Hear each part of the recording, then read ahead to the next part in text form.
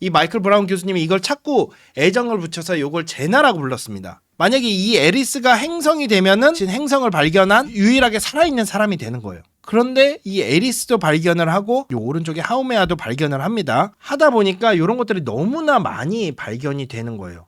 그러다 보니까 행성의 지위를 얻으려고 하다가 오히려 이게 행성이 되면 안 될 것 같은 거예요. 인사할 시간만 있습니다. 항성의 우주 속으로의 항성입니다. 반갑습니다. 예전에는 플래닛 X라고 불렸고 지금은 플래닛 9. 예전에 플래닛 X라고 불렸던 이유는 2006년에 명왕성이 사라지기 전에는 우리 태양계의 행성이 9개지 않았습니까? 그래서 10번째 행성을 찾겠다라고 했었고 지금은 행성이 8개지 않습니까? 그래서 9번째 미지의 행성 플래닛 9을 찾겠다라고 하는 게 지금 목표죠. 이제 많은 연구를 하시는 분들이 있는데 되게 대표적인 분들이 계세요. 콘스탄틴 바티긴 교수하고 마이클 브라운 교수라고 있는데 두 분 다 칼텍 교수님이세요. 이 마이클 브라운 교수님은 명왕성 킬러라는 별명을 갖고 계시기도 합니다. 이분 때문에 명왕성이 강등이 되기도 했어요. 근데 이분은 진짜 명왕성을 사랑하신 분 중에 하나예요. 이분입니다. 콘스탄틴 바티긴 교수. 그 다음에 오른쪽에 마이클 브라운 교수.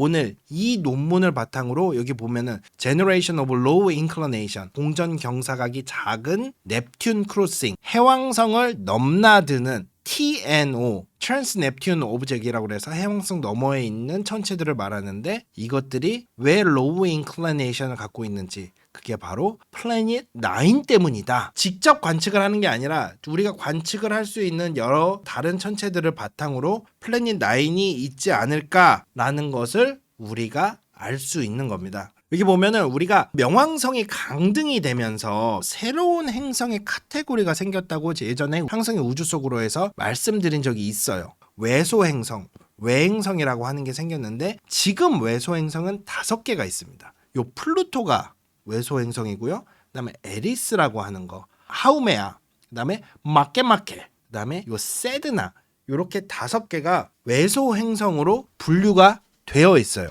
이게 어떻게 된 거냐? 2005년도에 요 마이클 브라운 교수님이 에리스라는 것을 발견을 합니다. 명왕성하고 거의 큰 차이가 없어요. 그 당시만 하더라도 플루토도 행성이니까 이 마이클 브라운 교수님이 이걸 찾고 애정을 붙여서 이걸 제나라고 불렀습니다. 만약에 이 에리스가 행성이 되면은 행성을 발견한 유일하게 살아있는 사람이 되는 거예요. 그런데 이 에리스도 발견을 하고 이 오른쪽에 하우메아도 발견을 합니다. 하다 보니까 이런 것들이 너무나 많이 발견이 되는 거예요. 그러다 보니까 행성의 지위를 얻으려고 하다가 오히려 이게 행성이 되면 안 될 것 같은 거예요. 이런 게 자꾸 발견이 되면은 행성이라는 기준이 뭔가 되게 모호해질 것 같은 거예요. 행성이 뭔지에 대해서 조금 명확하게 해야 되지 않겠어? 이번 기회에 제대로 토의를 한번 해보자 라고 IAU 국제천문연맹에 이거에 대한 심도 있는 논의가 이루어지기 시작을 했고 2006년도에 플루토가 행성에서 빠지는 걸로 결정이 됐습니다. 항성의 우주 속으로 그 명왕성 편을 보면은 행성의 지위가 명확해야 돼요. 태양의 주위를 공전을 해야 되고 자체 중력으로 인한 대량의 구 모양, 완전히 구 모양이 아니고 어느 정도의 구 모양을 이루어야 되고 그 돌고 있는 궤도 주변을 완전히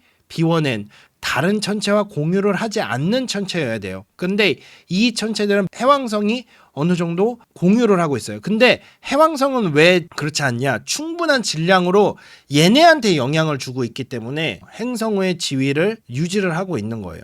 그렇기 때문에 이런 것들이 계속 발견이 되다 보니까 이런 것들을 추가적으로 이제 외소 행성이라든지 아니면 행성으로 인정을 하지 말아야겠다라고 해서 이때 플루토가 오히려 빠지게 된 거죠, 행성에서. 그런데 오늘 이야기를 다룰 내용이 뭐냐면은 콘스탄틴 바티긴 교수님하고 마이클 브라운 교수님이 플래닛 9의 존재 가능성에 대한 논문을 내셨습니다. 이 논문에서는 플래닛 9이 있는데 태양계 바깥의 영역, 그러니까 해왕성 바깥쪽의 영역에서는 여러 가지 역학적으로, 그러니까 궤도적으로 역학적으로 이상한 구조들이 존재를 하는데 이거는 거대한 TNO, 해왕성 밖에 존재하는 어떤 천체를 우리가 다 TNO라고 부른다고 했죠. 거대한 TNO 중에 하나인 플래닛 9이 있을 수 있다라는 것을 보여주고 있다. 이번 논문에서는 기존에 잘 연구되지 않았던 저경사각, 그러니까 경사각이 낮은 것들, 그리고 장주기, 공전궤도가 긴 TNO들, 그리고 해왕성을 교차하는 TNO들만 확인을 했어요. 다시 말해서 해왕성이 태양과 지구 사이의 거리에 30배 정도 되는 거리에 떨어져 있는데 이 30AU 안쪽으로 들어오는 TNO들에 주목해서 플래닛 9 가설을 검증을 하고자 했는데 어떻게 검증을 하고자 했는지 하나하나 알아보도록 하겠습니다. 먼저 TNO가 뭔지에 대해서 다시 잠깐 설명을 드리면은 트랜스 넵튜니안 오브젝트예요.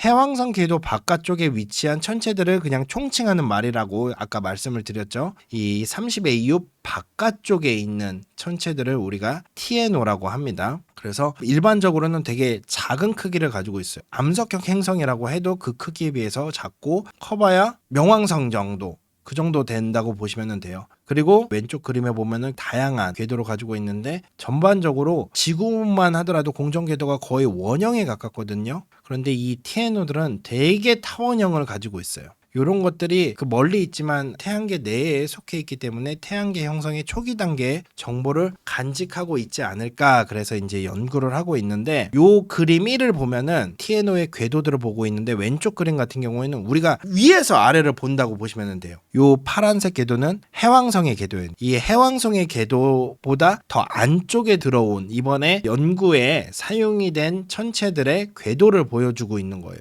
TNO들 보면은 궤도들이 타원형을 그리고 있고 가만히 보시면은 요 파란색 안쪽으로 한 번씩 다 들어와 있어요. 그래서 요런 것들을 대상으로 관측을 진행을 했다. 오른쪽에 있는 거는 이 궤도를 옆에서 봤다고 보시면 돼요. 요 가로축 있잖아요. 요 가로축은 이 장축의 거리, 요 궤도에 보면은 요렇게 긴 부분 있죠. 요 길이를 나타내는 겁니다. 100AU도 있고 1000AU도 있어요. 그다음에 요 길이 있잖아요. 요 길이는 요 태양으로부터 얼마나 가까이까지 들어오냐라는 걸로 보면 됩니다. 근데 얘네가 경사각이 있어요. 30.8, 10.8, 26.2 요게 뭐냐면은 이 숫자가 기울어진 각도를 의미해요. 그런데 이 그림에서 주목할 점이 뭐냐? 바로 이 TNO들의 근일점 거리가 해왕성의 궤도 안쪽까지 들어와 있다. 얘네들의 궤도 경사각이 이제 기본적으로 한 35도 안쪽이에요. 비교적 낮은 편이라고 볼 수 있거든요. 30 몇 도면 요 정도 되는데 태양계 평면에서 크게 벗어나지 않는다. 요런 특징이 있다는 걸 아시면 돼요. 그래서 이 논문에서는 경사각도 낮으면서 해왕성 안쪽까지 들어오는 얘네들의 존재가 아직 발견되지 않은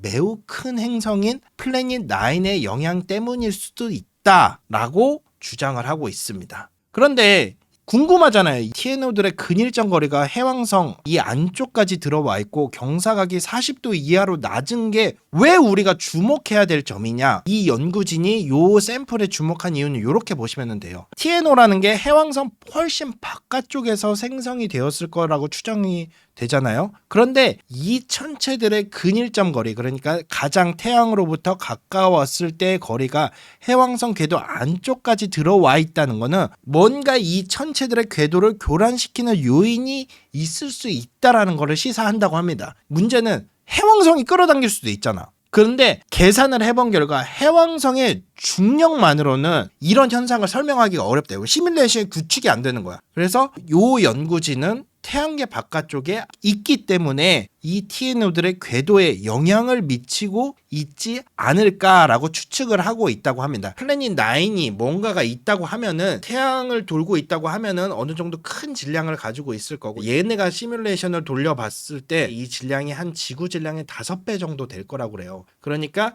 태양의 평면과 크게 벗어나지 않을 거예요. 플래닛 9의 영향을 받는 TNO들은 여기서 많이 벗어나지 않을 거라는 거죠. 그래서 얘네가 경사각이 낮고 근일점이 해왕성 안쪽으로 들어오는 TNO들한테 집중을 했다라고 알 수가 있는 겁니다. 그럼 만약에 플래닛 9이 없을 경우에 이 행성들의 근일점 거리가 해왕성 안쪽으로 들어올 수가 없고 경사각도 훨씬 더 클 거라는 말인가? 이 논문에서는 그렇다고 합니다. 플래닛 9이 없다면 이 TNO들의 근일점 거리가 해왕성 안쪽으로 들어올 수 없을 거라고 얘기를 하고, 경사각들도 되게 다양할 거라고 생각을 해요. 다시 한번 말씀드리지만 확정은 아닙니다. 이 논문에서 가정하고 있는 부분을 제가 설명을 드린 거예요. 그래서 보시면은 이게 지금 아까 그 그림을 위해서 본 건데, 이것들을 관장을 하는 플래닛 9의 영향에 따라서 요것과 해왕성의 영향으로 얘네들의 공전 궤도가 이런 식으로 되어 있지 않을 것인가 라는 게 요 논문의 핵심 이론입니다. 다시 한번 말씀드리지만 플래닛 9이 존재를 한다는 게 아니라 이런 게 있어야 된다라고 가정을 하고 우리가 보는 거예요. 이 왼쪽에 있는 요 데이터는 플래닛 9이 있을 때 요 TNO들의 태양에 가장 가까이 오는 그 지점을 어디까지 가까이 올 수 있는지를 보는 거고, 요 플래닛 9 free 이거는 플래닛 9이 없을 경우에 시뮬레이션을 보여주는 거예요. 플래닛 9이 있다고 해서 시뮬레이션을 돌려봤더니 최대한으로 이 정도까지 올 수 있는 애들이 여기에 다수 분포를 하고 있다. 근데 만약에 플래닛 9이 없을 경우에는 이 30AU 안쪽으로 들어오는 게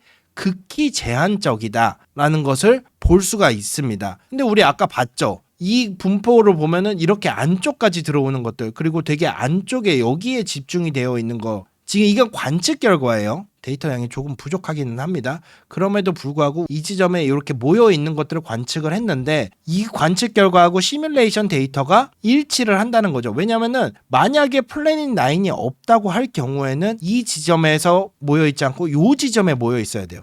그런데 이거는 조금 오류가 있을 수가 있는데 분명히 여기에도 데이터가 충분히 많이 있잖아요. 관측을 더 많이 해봤을 때 여기에 데이터가 몰려 있다고 한다면은 플래닛 9이 없을 수도 있는 거예요. 그러니까 이거는 관측을 더 많이 해서 더 찍어봐야 돼요. 그런데 왜 이렇게 보이냐? 이게 가만히 보시면은 멀리 있는 건 관측하기가 어렵습니다. 가까이 들어오니까 관측을 할 수가 있는 거예요. 그러니까 이게 어떻게 보면은 편향이 될 수도 있는 부분이에요. 우리가 관측 장비가 더 좋아져서 멀리 있는 것까지 데이터가 쭉 쌓였을 때 그때 분포를 다시 한번 보는 게 필요하다는 거예요. 그래서 요 그래프는 시뮬레이션 결과와 실제 관측 데이터를 비교를 해서 플래닛 9의 존재 가능성을 통계적으로 본 거거든요. 이 왼쪽 그래프 같은 경우에는 이걸 누적 분포 함수라고 하는데 이게 뭐냐면은 쉽게 생각하면은 0과 1 사이에 어느 한쪽에 치우치지 않고 고르게 분포를 해야 이게 관측 데이터와 얼마나 일치를 하는지를 보여주는 거예요. 그래서 0하고 1 사이에 고르게 분포를 해야 되는 건데 플래닛 9이 존재할 경우, 다시 말해서 이 파란색 영역이 0하고 1 사이에 비교적 고르게 분포하고 있는 거는 여러분들 확인을 할 수가 있을 거예요. 그런데 플래닛 9이 존재하지 않을 경우, 그러니까 노란색의 경우에는 이쪽으로 치우쳐져 있어요. 그래서 우리가 관측한 데이터만으로 봤을 때는 플래닛 9이 존재할 때를 가정한 데이터와 훨씬 더 잘 일치를 한다라고 보여주고 있는 데이터예요. 그 다음에 요 그래프는 뭐냐면은 이 통계 기대 분포를 보여주는 건데 플래닛 9이 있을 때가 훨씬 더 기대값에 정확하게 일치를 한다고 보시면 돼요. 반면에 P9이 없는 경우 이 7.2에서 거의 한 8배 정도의 오차 범위를 가지고 있어요. 이 논문은 그나마 중립적으로 만약에 플래닛 9이 존재를 하지 않음에도 이런 현상이 일어날 수 있는 여러 가지 이유들을 소개를 했어요. 그렇기에 잘 쓰여진 논문입니다. 먼저 성단 환경에서 역학적 진화라는 내용을 소개를 했는데 이 2023년도에 논문의 연구를 따르면은 태양계가 형성될 당시에 태양 주변에 태양 말고도 다른 별들이 있을 거 아니에요? 별이 혼자 생기는 게 아니라 이 태양 주변에도 다른 별들이 있었을 거 아니에요? 아주 밀도가 높은 성단 환경에서 여러 가지 성간 먼지라든지 아니면 다른 별이라든지 그런 역학적 상호작용이 일단은 한 번이 이렇게 빵 하고 있었다가 뭐 별이 터졌던지 아니면은 우리 태양계 바깥쪽이 영향을 받는다는 하나의 가능성으로 제시가 되었어요. 그럼에도 불구하고 가까운 쪽에 별이 없기 때문에 이거는 아닐 것이다 라고 얘기를 합니다. 그리고 두 번째는 어떤 별이 뭐 블랙홀이라든지 아니면 어떤 영향으로 인해서 정말 빠르게 움직이는 별이 있을 수도 있잖아요. 그 별이 태양계를 이렇게 통과를 하면서 지나갔다는 거예요, 옛날에. 그때 그 주위를 돌고 있는 별들을 돌고 있는 행성들도 있었을 거 아니에요. 너무 빠르게 움직이다 보니까 낙오된 행성들이 수억 년 동안 태양계를 떠돌다가 그 중력에 영향을 주고 이제 다시 빠져나갔다 라고 얘기를 하는 경우도 있습니다. 이거 충분히 말이 돼요. 떠돌이 행성이라는 거는 우리 은하에 너무나 많이 있어요. 그렇게 되었을 수도 있고, 세 번째는 이거는 되게 그럴싸해요. 관측 자체에 바이어스가 있었다. 뭔가 우리가 생각하지 못한 오류가 있었을 수 있다라고 할 수도 있는 거죠. 아니면은 또 이제 네 번째로 태양계 초기에 아주 특이한 사건이 있어서 TNO의 궤도 정렬이 플래닛 9의 영향이 아니라 태양계 초기에 발생한 어떤 우리가 알지 못하는 특이한 사건의 결과일 수 있다라고 하는데, 그러면은 이 특이한 사건이 무엇이냐라고 얘기를 해야 되는데 아직 그것까지는 설명이 안 되고 그냥 그랬을 거다라는 얘기가 너무 비과학적이다라고 주장을 합니다. 이 논문에서는. 그리고 다섯 번째는 조금 더 생각해 봐야 될 점이 많은데, Modified Newtonian Dynamics라고 해서 뉴턴 역학을 수정한 몬드 이론이 플래닛 9의 역할을 대신할 수 있다. 그리고 마지막으로 여섯 번째가 뭐냐면은 태양계 바깥 영역에 어떤 우리가 아직 관측을 제대로 하지 못했잖아요. 어떤 물질들이 분포를 할 수도 있다라는 게 2019년 논문에 얘기가 있습니다. 질량이 약 지구의 10배 정도 되는 태양계 바깥 영역의 물질들이 이렇게 행성처럼 분포를 하는 게 아니라 거대하게 뭐 어떤 일정 정도 영역으로 분포를 하고 있을 수도 있다. 그런데 뭐 이러한 물질의 분포의 기원이라든지 거기만 있고 뭐 흩어지지 않는 이유는 뭔지 이런 것들도 추가적으로 설명을 해야 되는데 그 설명이 부족하다. 그렇기 때문에 이런 대안들이 있어요. 플래닛 9이 존재를 하지 않더라도 TNO의 궤도 특성을 설명할 수 있다라고 주장을 하고 있는데, 이 논문에서 저자들은 뭐라고 하냐면은 이러한 대안들, 이렇게 낮은 경사각 해왕성 교차 TNO를 분포를 설명하는데 전부 한계가 있다고 합니다. 깔끔하게 지구 질량의 한 5배 되는 정도의 질량을 가지고 있으면은, 그리고 이심률이 한 0.25도, 궤도의 장축, 그다음에 단축 있죠. 이 비율이 0이면 1이에요. 1이면 완전 찌그러진 타원이고, 그다음에 0.25 정도 되고, 그다음에 궤도 경사각이 한 20도 정도 되고, 이 장축이 한 500AU 정도 되는 플래닛 9이 존재를 하면은 지금의 관측 결과와 시뮬레이션이 너무나 잘 일치한다. 그렇기 때문에 플래닛 9이 존재를 할 수 있지 않을까라고 논문을 마무리하면서, 조만간 베라루빈 망원경으로 하늘을 관측을 하면서 그 데이터를 조금 더 확보를 하면은 아마도 우리 시뮬레이션 데이터와 일치하는 결과를 얻을 수 있지 않을까. 앞으로 추가적으로 관측이 더 필요하다라는 게 이 논문의 결론이었습니다. 네, 그때까지 관측 기기들이 발전을 하고 앞으로 추가 관측이 이루어지면서 요 플래닛 9에 대한 논문은 제가 계속적으로 한번 추적을 해보고 나올 때마다 여러분들께 소개를 해드리도록 하겠습니다. 인사할 시간만이 있습니다. 항성의 우주 속으로의 항성이었습니다. 감사합니다.